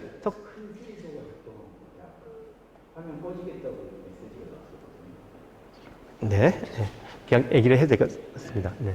두산중공업이 어떠냐 보면 그 석탄 발전소의 터빈 보일러 같은 걸 만드는 회사입니다. 근데 2013년부터 이게 석탄 발전소를 건설하는 세계 시장이 악화됐습니다. 이유가 기후변화 때문입니다. 온실가스 줄이는데 석탄 발전소 어떻게 질 수 없다라고 하니까 줄어들면서 두산중공업의 사업 수익도 떨어지고 점점점 나빠지는 경영이 악화되는 방식의 일이 벌어졌습니다. 그런데 그것이 지금 그 지역 경제가 다 흔들거리니까 돈을 얼마 넣겠다. 3조 3천억인가 돈을 넣겠다고 하고 있죠. 그런데 그거 넣으면서 노동자들의 고용 보장도 사실 좀 명확하게 얘기하고 있지 않아서 지금 뭐 돈 받아놓고 사람들을 고용을 해고하겠다 이렇게 정리하겠다 이런 얘기가 나오면서 이 노동계 지역 경제는 좀 들썩이고 있죠. 그런데 그것뿐만 아니라 저한테 제일 답답한 거는 거기가 살려가지고 석탄 발전소가 수출하거나 생산하면 그 자체가 온실가스를 나오는 것이니 거기 그런 목적으로 지원하면 안 되지 않습니까? 그래서 지원하더라도 어떻게 하면 석탄 발전소를 버리고 재생에너지나 다른 방식으로 친환경적인 에너지를 생산하는 설비를 생산하는 방식으로 전환할 것인가 이런 것들에 대해서 논의를 해야 되는데 그 논의가 부족해 보입니다. 심지어 지금 인도네시아 자카 90호기라고 한국 한전과 두산중공업이 같이 해서 인도네시아에 석탄 발전소를 지으려고 하고 있는데 그 이유 중에 하나는 한전이 돈 벌려고 하는 것도 있지만은 두산중공업이 경영상 뭔가 실적을 만들기 위해서 그게 꼭 필요하기 때문에 그 일을 하고 있습니다. 인도네시아 사람들이 와서 항의 데모도 하고 여러 가지 함에도 불구하고 두산중공업을 살리기 위해서 그런 거에 대한 투자도 하고 있고 금융도 제공하고 있거든요. 이런 일이 있으면 안 되겠지 않습니까? 그래서 이런 식의 당면한 어찌 보면 이런 일들을 찾아보면 더 많이 있을 겁니다. 이런 일들을 바로잡는 것 6개월 안에 그걸 바로잡아라 라고 요구를 하고 있습니다. 그래야지 이런 일들부터 바로 잡아야지 우리 사회가 어떻게 갈 것인지 좀 기후위기를 맞이해서 온실가스를 대규모로 대폭적으로 전 사회가 어떻게 보면 합심이 돼가지고 움직일 것을 보여주는 구체적인 계기로 삼아야 된다고 생각합니다. 이제 그 한살림 얘기를 좀 한번 해보겠습니다. 여기는 홈페이지에 있는 얘기를 제가 가져오면서 제가 몇 가지 생각을 좀 얘기해 볼까 합니다. 하이파이브 약속이라는 거를 이렇게 하셨고, 여기 또 그 선언 입장문에 이 나오셨더라고요. 그래서 되게, 정말 공감을 하는 얘기입니다. 사실은 여기서 저도 그냥 인용하긴 했지만, 한살림이 그동안 해왔던 일들이 기후위기 비상행동을 위해서 그냥 그 정신 자체가 그대로인 것 같습니다. 그대로 따라가면 될 것 같은데요. 그런데 문제는 좀 어떻게 할 것인가에 대한 질문은 조금 남아 있습니다. 제가 그래서 나름 한번 계산을 해봤습니다. 이건 양쪽에서의 토론이 모두 가능할 것 같은데, 어떻게 약속합니다라고 해서 한 몇 가지를 이렇게 쭉 제시했죠. 거기에 숫자가 다 이렇게 제시되어 있더라고요. 더 해봤습니다. 그랬더니 한 사람이 한 1년에, 이걸 다 하면 한 200 얼마 정도, 온실가스를 줄이는 걸로 되더라고요. 근데 아까 석탄 발전소 얘기를 했죠. 삼척과 이 강릉에서 지어진 석탄 발전 4기를 지으면 통상적으로 가동한다고 할 때, 27.1 백만 톤, 그러면 2,700만 톤 정도가 배출을 한다고 하더라고요. 그 나눠봤습니다. 그랬더니, 그 한살림 조합원들이 한 12만 명 정도가 1년 동안, 그걸 하면 1년 동안 아끼는 게, 얘가 가동하면 한 큐에 없어지는 거더라고요. 여러 고민이 있습니다. 그러니까 어떻게 잘못된 얘기하면, 그래서 이거 의미 없어라고 얘기할 수도 있고, 어쩌면 이게 정말 문제라고 얘기할 수도 있는 거죠. 근데 저는 후자라고 얘기하고 싶습니다. 저도 예를 들면 에코백 들고 다니고, 텀블러 쓰고, 가능하면 걸어 다니고, 자전거 타고, 분리수거 하고, 여러 가지 방식으로 합니다. 그리고 그렇게 하려는 사람 되게 많이 있고요. 그죠? 그런데 그런 사람들, 정말 지구를 구하고 삶을 좀 바꾸자고 하는 수많은 시민들의 그런 자발적 행동 자체가 어떻게 구조적인 변화에 의해서 항취에 무화되는지를 강조하는 쪽으로 얘기하고 싶습니다. 그렇다면 제 결론은 지금 같은 이런 식의 우리가 해왔던 여러 가지 소위 작은 실천이라는 것에 더해서 플러스 알파가 더 필요하다는 겁니다. 플러스 알파가 뭘까요? 말 그대로 이거 못 찍게 하는 일입니다. 그거는 정치적인, 사회적인, 집합적인 행동을 통해서 의사결정을 바꾸도록 하는 것인 거죠. 마치 그것이 없으면 이것만으로 우리는 구조적인 문제를 해결하지 못하고 그냥 자족적인 것으로 끝날 가능성이 있다는 겁니다. 이 힘으로 이걸 할 수 있도록 만드는 것이 어떻게 가능할 것인가를 가지고 노력해야 된다는 거죠. 근데 다행스럽게 저는 보니까 그 한사림 입장문에 첫째, 둘째, 셋째, 넷째 중에 있더라고요. 정치적 행동을 하자라는, 제가 요약하면 정치적 행동을 하자라는 것들이 있는 겁니다. 그럼 어떻게 정치적 행동을 할 거냐? 앞서 상기시켜드리면 기후위기 비상행동은 국회 결의안을 요구했습니다. 발의하도록 요구했고, 발의가 되면 그걸 통과시키도록 요구했습니다. 그러면 그걸 통과를 누가 시키냐? 국회의원들이 하는 거지 않습니까? 한살림의 지역 조직들, 지역 한살림들이 많이 있을 거고, 그 지역의 한살림에 있는 지역에 국회의원들이 있을 겁니다. 국회의원 사무실로 저는 달려가시면 좋겠습니다. 앞에서 피켓팅을 하던 간담회 요구를 하던 무슨 일을 해서도 그 국회의원들을 압박해서 기후위기 비상선언 하도록 하고 배출제로 만들도록 하자라고 하는 것들을 압박하는 운동을 구체적으로 해주셨으면 좋겠습니다. 그것이 우리의 작은 실천 위에 플러스 되는 구조적 변화를 하기 위한 실천으로 이어질 거라고 생각합니다. 그리고 또 하나 있습니다. 세 번째, 이것도 정말 저는 되게 공감하는데요. 그린 뉴딜이라는 여러 얘기를 하는데 그린 뉴딜을 구체적으로 어떻게 하는지를 보여주는 방식을 사회적 경제 조직, 그리고 한살림이 해보셨으면 좋겠습니다. 그래서 저는 잘 모르겠습니다만 그 한살림이 지금 여기 운행하고 있는 자동차가 몇 대가 있을 거고요. 매장이 몇 대가 있을 겁니다. 그리고 가동하는 냉장고들이 몇 대가 있을 거고요. 쭉 있을 겁니다. 그리고 뭐 당연히 농사 짓는 생산자도 있을 거고요. 쭉 해서 이거를 모두 우리 언제까지 탄소제로 만들겠다라고 계획을 하고 그게 얼만큼 예산이 필요한지를 뽑고 저는 국가와 협상해야 된다고 생각합니다. 그린딜을 통해서 엄청난 재정을 넣겠다고 했으면 그 재정 일부를 해라. 우리도 자주적으로 노력할 테니까 너희들도 내라라고 해서 그 일을 바꿔나가게 하고 그것이 전세적인 그 사회적인 모범들을 만드는 방식으로 저는 변화하는 선두에 섰으면 좋겠습니다.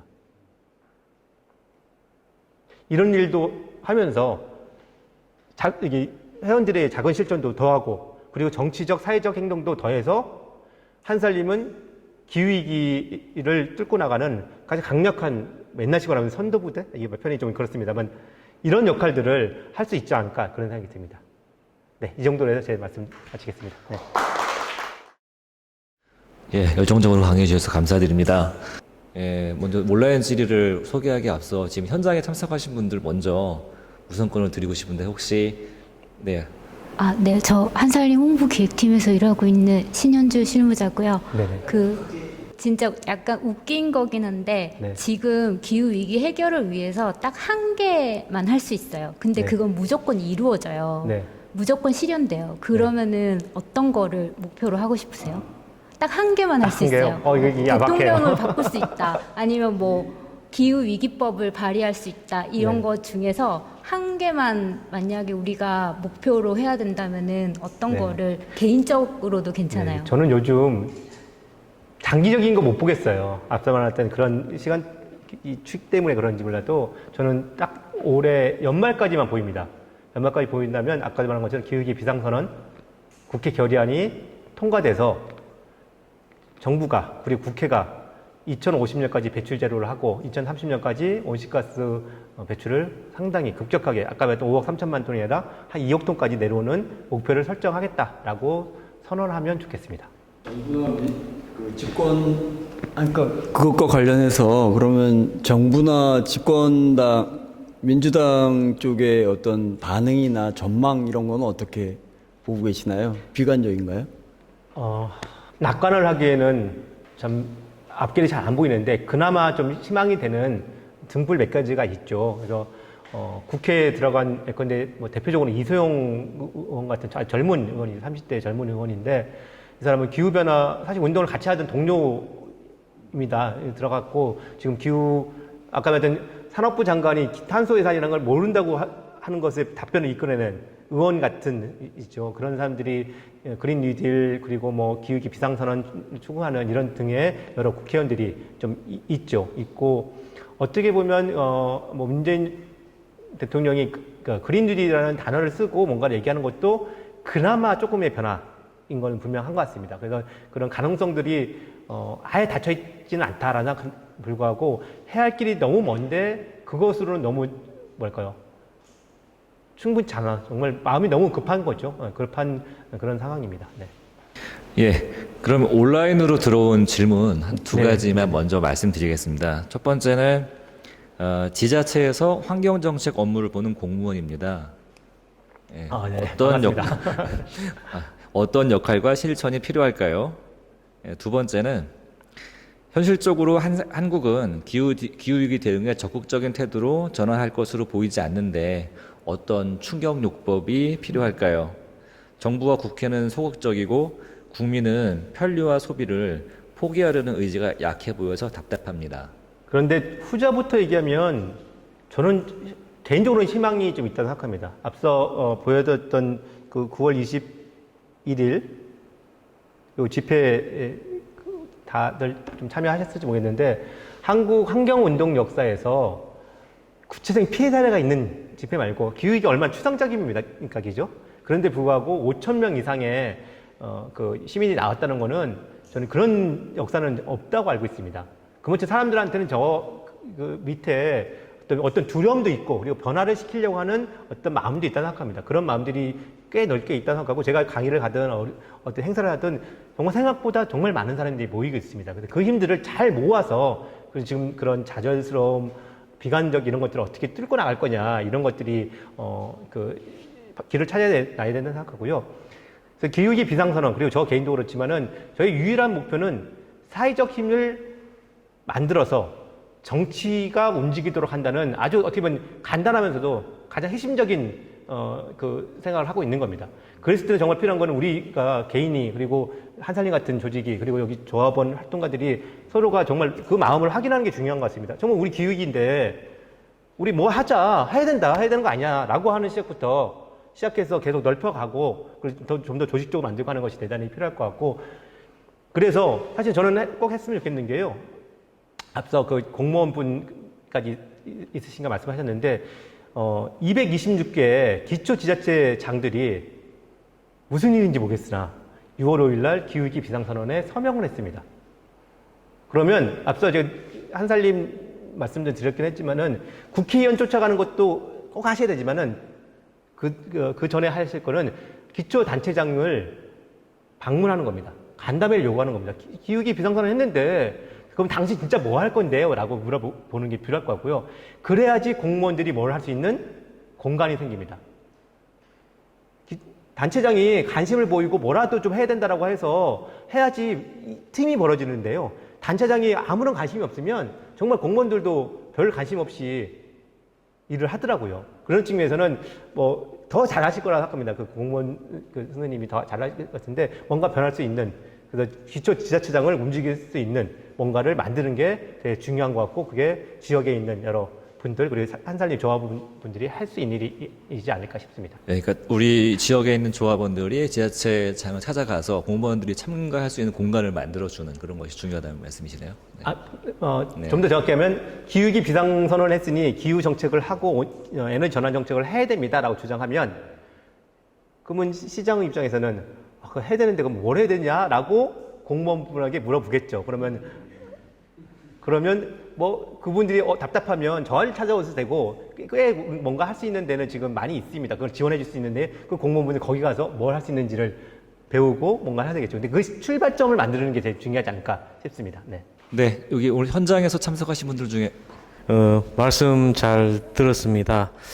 앞쪽에 작년에 9월 21일 날 기후위기 비상행동을 통해서 이제 그 사회적으로 그래도 많이 여론화도 시키고 해서 벌써 1주년이 다가오는데 말씀하신 대로 정치적 또 사회적 영향력을 높이기 위한 여러 방법들이 있을 텐데 우리가 익숙했던 방법들은 주로 이제 코로나 이전 시절의 방법들이잖아요.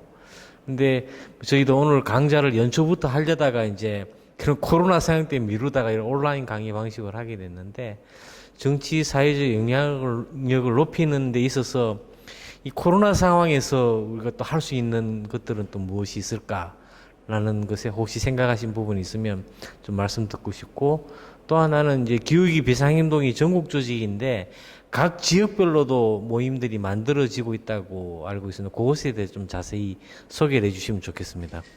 네. 그 후자부터 말씀드리면 제가 기억나는 대로 먼저 얘기하겠습니다. 경기 그리고 충남, 충북, 광주, 대구, 부산, 인천 지금 한 7개 정도가 생각이 나는 것 같습니다. 거기가 기후위기 비상행동, 전남도 만들어져서 있고, 더 기초 단위로도 만들어지고 있습니다. 뭐, 상주에 비상행동이 만들어지기도 하고, 구례에 만들어지기도 하고, 또, 천안에 만들어지기도 하고, 여러 가지 방식의 기초 단위도 만들어지고 있습니다. 그래서, 기후위기 비상행동은 뭐, 특별한 거 없습니다. 이렇게 모이셔서 기후위기 비상행동 하겠다라고 하고, 각 지자체장, 국회의원들한테 내가 지금 이 기후위기 비상선언 요구하겠다. 이렇게 하면 다 되는 거거든요. 그리고, 각 광역단체와 연결하면 더 좋고, 이게 연결이 잘 모르시면 전국, 서울에 있는 기후위기 비상행동 홈페이지 통해서 연락하시면 여러 가지 방식의 지원도 가능할 겁니다. 그리고 기후행동학교라는 것들을 지금 지원하고 있습니다. 각 지역에서 이 위기에 관한 어떤 교육을 듣고 싶다라고 하면 연락을 해주시면 교육 자료와 강사를 지원하고 있습니다. 강사비까지 지원하고 있으니까 연락을 주시면 도움이 될 것 같습니다. 코로나 사실 진짜 고민스럽습니다.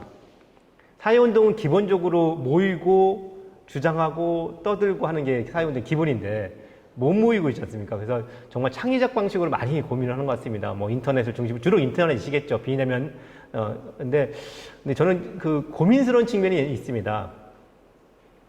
정말 우리가 이 코로나를 통해서 배워야 할 것이 비대면 사회를 익숙해지는 방식인 건지 아니면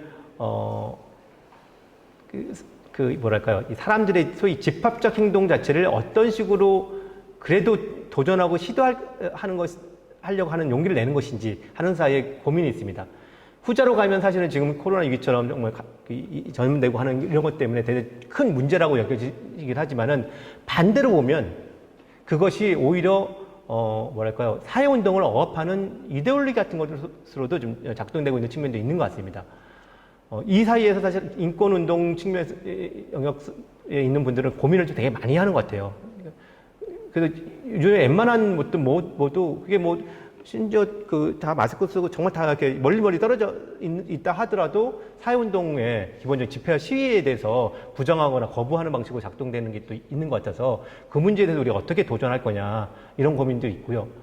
예컨대 해외에서는 글쎄 물론 이게 여러 가지 좋고 나쁨의 칭찬도 할 수 있을 거고 과학자들이나 의학자들의 얘기를 들어봐야겠지만은 근데 반인종주의 집회 같은 이런 거에는 수백만人씩도 나와서 또 집회를 하고 있는 그 자체가 어떻게 보면 이 건강에 대한 어떤 고려, 전염병에 대한 예방 이런 것들에 대한 욕구에 버금가는 우리들의 인간으로서의 민주주의적인 어떤 권리 행사 이런 것도 작동하고 있다고 생각합니다. 그 문제를 좀 균형 잡혀서 좀 고민할 문제도 있지 않을까 싶고요. 물론 계속 방역 당국과의 어떤 얘기를 잘 듣고 하는 진수의 것은 기본적으로 지켜야 되겠지만은 민주적 제 권리가 유축되거나 하는 방식으로 너무 하는 건 아닐까라는 거에 대한 질문을 좀 해볼 필요가 있겠다 이런 생각을 좀 합니다. 근데 구체적으로 어떻게 해야 된다 이런 얘기는 저도 잘 모르겠네요. 예. 다음에는 온라인으로 들어온 질문을 좀 하나 더 소개해 드릴 텐데요. 기후위기가 통제 불가능한 위협이다라는 인식이 생기면 민주주의가 위협받지 않을까, 독재사회가 될 가능성이 있지 않을까, 그런 가능성이 보입니다. 위협적인 상황이지만 우리 사회의 민주성을 유지하면서 기후위기 문제를 해결할 수 있는 방향이 있을까요? 그게 우리가 찾아야 할 길이겠죠. 네, 네. 근데 되게 중요한 질문을 해주신 것 같습니다. 그러니까 위기 상황이 오면 올수록 소위 그 파시즘 같은 그 체제가 나타날 가능성이 있는 거죠. 그거에 대한 되게 민감하게 그 인식하고 이렇게 얘기하고 미리 선제적으로 얘기하는 건 대단히 중요한 것 같습니다. 저는 더 많이 얘기를 해야 된다고 하고요. 그거에 대해서. 그러니까 기후위기를 강조하는 만큼 그것도 얘기를 해야겠죠. 근데 다만 그것이 기후위기를 얘기하지 않는 방식으로 그 문제를 피하는 것이 아니라 기후위기에 대해 더 적극적으로 얘기하면서도 우리가 더 민주적 방식을 찾아나가는 노력들을 하는 것. 그래서 그게 아까 이제 코로나 한 얘기와 좀 비슷한 측면이 있는 것 같습니다. 기후위기 때문에 우리가 사실은 위기 국면에 누군가는 더 돈벌이 수단을 삼는 소위 재난 그 자본주의라는 그런 얘기도 많이 하고 있지 않습니까? 기후위기가 심각하게 얘기하면 할수록 그런 일들이 많이 벌어질 것이고 민주주의는 제약될 텐데 그 문제를 뚫기 위해서는 진짜 어렵고 좁은 길이긴 합니다만 기후위기도 해결하면서 민주적 재관리 그리고 사회적 불평등도 해결하는 그 길을 가려고 노력하는 것이 필요할 것 같고 그게 저는 한 가지의 제안은 탈성장에서 담론 탈성장주의가 얘기하는 길도 그런 길로 가는 것이 아닐까 그런 생각을 해봅니다. 툰베리도 그렇고 이제 우리 미래 세대인 청소년들이 어쩌면 기성세대들보다 이 문제를 더 심각하게 자기 문제로 생각하고 또 많이 활동을 하고 있는 것 같아요. 그래서 잘 몰라서 그런데 현재 우리나라에서도 뭐 이런 청소년들 움직임이 있는 것 같은데 그 부분을 좀 더 네, 자세히 소개를 해주시면 좋겠고요. 네.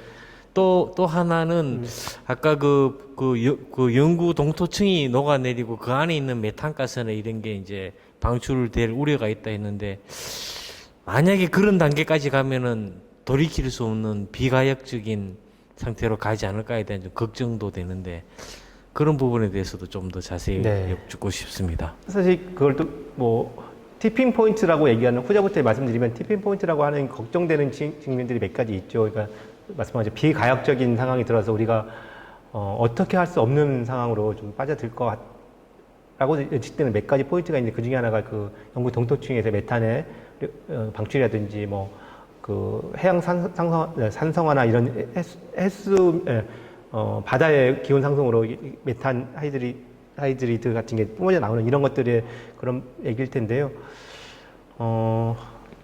사실 과학자들이 제일 우려하는 포인트가 그거고 어떤 비관적인 과학자들은 이미 그게 들어갔다라고 얘기를 하는 사람도 있는 것 같습니다.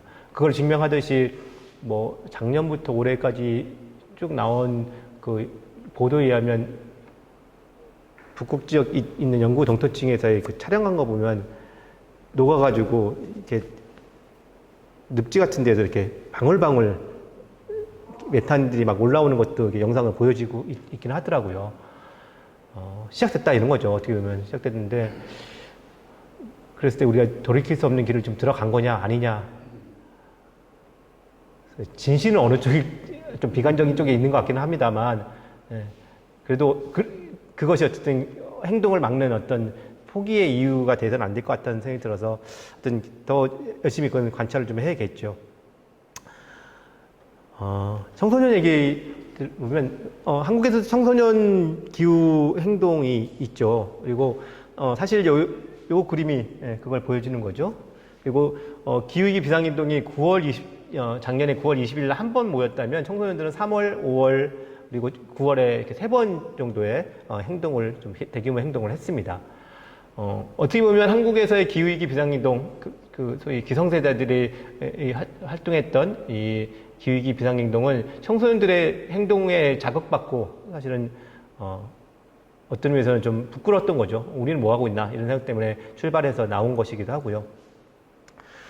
청소년들은 또 이거 외에도 올해 그 봄에는 기후위기 소송을 위헌 소송을 했습니다. 녹색성장법에 의하면 온실가스를 감축하도록 돼 있는데 이걸 제대로 시행하지 않고 있어서 우리들의 미래가 문제가 된다 이렇게 되면서 우리의 권리를 침해받고 있다라고 하면서 위헌 소송을 헌법소송에 내고 있고요. 그걸 위해서 지금 치밀하게 작전을 짜고 있기도 하고 또 그 캠페인을 지지해달라고 하는 청소년들의 캠페인도 이어지기도 하고요. 청소년들이 또 하는 것 중에 하나가 아까 말씀드린 것처럼 서울교육청, 전북교육청 등등의 교육청들의 압박을 해서 교육청이 갖고 있는 금고를 탈석탄 금고로 만드는 것을 목표로 해서 그걸 진행하고 있기도 합니다. 그리고 자신들의 배우는 교과를 바꿔달라. 아니 이렇게 심각한데 왜 우리는 기후위기에 대해서 기후변화에 대해서 배우지 못하고 있는 거냐라고 주장하면서 교육을 시켜달라 이런 얘기도 하고 있고요. 여러 가지 방식이 있습니다. 그리고 청소년 외에도 청년 얘기도 조금 한번 들어볼까 합니다. 청년들도 지금 사실 여러 방식 움직이는데요. 뭐 청소년도 마찬가지겠습니다만 그 청년들의 그 어떤 발표를 하나 들으면서 좀 마음이 탁 와닿는 게 마음이 아팠던 게 이 좋은 청춘의 시기가 기후 위기 시대인 때를 살고 있는 거죠. 네. 그러니까 뭐 진짜 하고 싶은 것도 많고 정말 해볼 것도 많은 건데 이들한테는 그 모든 게 지금 제약되는 어떻게 보면 우리가 기후 위기를 대처한다면 작은 세계에 살아야 될지 모르죠. 왜냐면 그 대표적인 게 뭘까요? 비행기 타는 것 같은 여행에 대해서는 벌써 앞 세대가 다 온실가스 냈기 때문에 이 친구들한테 남겨진 온실가스 양이 탄소 해단이 대단히 적은 거죠. 어떻게 한 번 비행기 타고 오면 평생의 온실가스를 계산을 좀 해야겠지만은 왕창 써버리는 이런 얘기 될 수 있는 겁니다. 그런 세대에 살고 있는 청년들은 어떤 마음일까 이런 고민도 사실 들고 또 비슷하게 저는 강의하다 보니까 그런 사람들 만났습니다. 친구가 이 자동차 공학과를 나왔다고 하는 얘기하면서 그 친구를 걱정스러워서 저한테 물어보더라고요. 내연기관차 이제는 못하고 못 만든다고 하는데 그럼 제 친구는 어떻게 해야 되는 건가요? 물어보는데 그게 그 친구뿐만 아니라 그 본인 얘기기도 하지 않겠습니까? 지금의 우리한테 주어지는 그 친구들이 그 길도 되게 좁은 길이긴 한데 그 일자리도 그 길을 들어가면 그 길은 사실은 지구를 어렵게 만드는 그런 일자리를 들어가야 되는 청년들의 이 복잡한 마음들. 그래서 청년들도 얘기합니다. 우리도 기후에 기여할 수 있는 일자리를 얻을 수 있게 교육해달라. 다른 일자리가 무엇인지를 알려주고 거기에 들어가서 참여할 수 있는 교육을 해달라. 이런 얘기도 하는 것도 들으면서 청소년뿐만 아니라 청년들도 좀 큰 고민에 좀 빠져 있다. 이런 생각이 듭니다. 네, 그 차를 말씀해 주셔가지고 차 관련된 또 질문이 들어왔는데 저희가 그 기후위기 대응하기 위해서 뭐 업무용 차량이라든지 개인 차량을 전기차나 전기 화물차로 이제 바꾼다고 하더라도 현재로서는 화력 발전이라든지 그렇죠, 원자력 맞습니다. 발전으로 생산되는 전기를 사용하기 때문에 이것이 온실가스 절감에 도움이 되는 건지 발전 시설이 전환될 때까지 전기차 구입을 기다려야 하는지 또는 온실가스 절감 미리 구입해도 절감에 도움이 되는 것인지 하는 그런 질문이 들어왔습니다. 네. 결론부터 얘기하면 저는 사시는 게 맞다고 생각합니다. 그러면서 어쨌든 이 자동차, 그러니까 이게 맞물려 있는 거지 않습니까? 자동차 산업이란 거하고 기존의 정유회사 이런 것도 있고 또 그것이 또 전환되기 어렵게 만드는 건 또 석탄이 있기도 한데 지금 여러 가지 방식으로 맞물려 있는 이 체제를 저는 흔드는 게 되게 중요하다고 생각하는데 그 중에 하나 방식이 전기자동차 같은 게 더 많이 늘어나는 것도 중요한 방식이라고 생각합니다. 근데 다만 정확히 이해하신 것처럼 전기자동차만 늘어난다고 되는 게 아니라 석탄화력 발전소도 같이 없어져야 되는 거죠. 두 가지 길을 동시에 가야 되는 거죠. 이걸 뭐 하나 가고 그 다음에 간다는 게 아니라 지금은 정말 급하기 때문에 무조건 할 수 있는 건 다 하는 방식으로 나가야 되는 거고 그거를 우리도 해야 되고 정부한테도 요구해야 되고 다 해야 된다 생각합니다. 네, 해볼 수 있는 건 일단 다 해봐야 다 된다는 봐야죠. 네, 다 해야죠. 인상적인 말씀이셨습니다. 지금 7시 30분까지가 저희 약속된 시간이기 때문에 지금 너무나도 많은 질문이 올라오고 있지만 마지막 질문으로 좀 마무리를 해야 될 것 같습니다. 질문은 기후위기 첫 번째 피해자는 농부들, 1차 생산자들일 것입니다. 한살림이 추구하는 전통 농업도 붕괴될 것 같습니다. 아열대 기후가 될 한반도에서 농업은 어떤 준비 대비를 해야 할까요? 현문이지만 우답을 하는 것으로 최근에 한살림도 참여하고 있는 걸 알고 있는데 이 기후변화 농업에 관한 모임이 만들어졌습니다. 만들어서 여러 가지 고민들을 많은 단체들이 모여서 하고 있는데요. 첫 모임에 갔던 것이 기억납니다. 그러면서 기후위기와 관련해서 농민들은 세 가지 주의를 동시에 갖고 있다는 얘기를 좀 드렸던 것 같습니다. 하나는 피해자로서의 농민이 있을 것 같습니다. 기후변화가 되니까 우리 피해 당연히 받겠죠. 당연히 그렇지 않습니까?